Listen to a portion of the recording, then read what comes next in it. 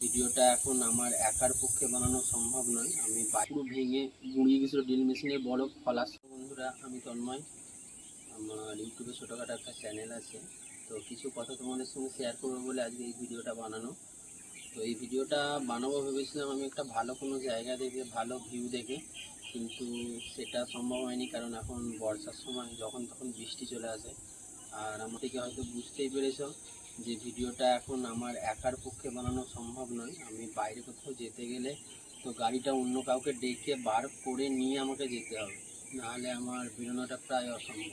তো তোমাদের সঙ্গে কথাটা শেয়ার করতে এসেছি এটাই যে তারা আমার চ্যানেলে আমার ভিডিও দেখো, তারা জানো হয়তো কিছুদিন ধরে নতুন ভিডিও আমার চ্যানেলে আসছে না। তার কারণ হচ্ছে তোমরা দেখে বুঝতে পারছো যে আমার এই হাতটা ভেঙে গেছে, বা হাতটা পুরোপুরি ভেঙে গেছে। এখন আপাতত একটু ঠিক। তো আমি পুরোটাই শেয়ার করবো যে কী করে ভেঙেছে, কী করে কী হয়েছে।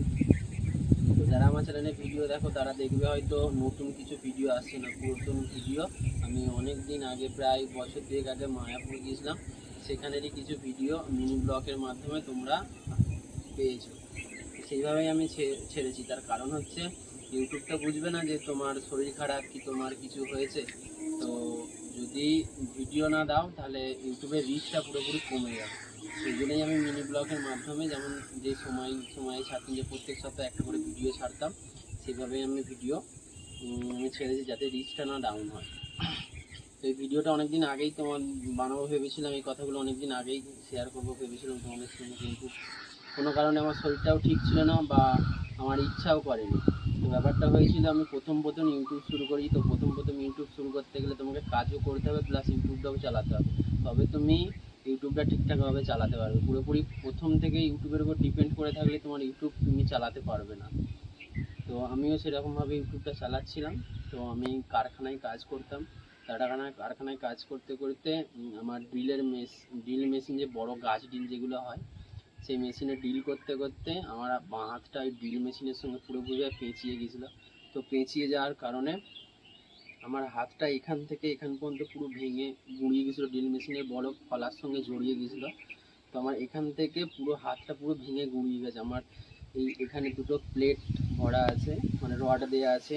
এখানে একটা রড দেওয়া আছে, তোমরা হয়তো দেখতেই পাচ্ছ। ক্যামেরাটা নিয়ে আসো। একটা রড দেওয়া আছে। আমার এই আঙুলের সামনের মাংসটা পুরো বাদ চলে গেছিলো। বুড়ো আঙুলটা এমন কন্ডিশন হয়েছিল যে এই বুড়ো আঙুলটা পুরো কেটে বাদ দিতে হতো। তো হয়েছিল 10-12টা সেলাই পড়েছিল। তারপর অনেক জায়গায় কেটে ছড়ে গেছিলো, সেগুলো এখন আস্তে আস্তে ঠিক হয়েছে। 2 মাস হয়ে গেছে।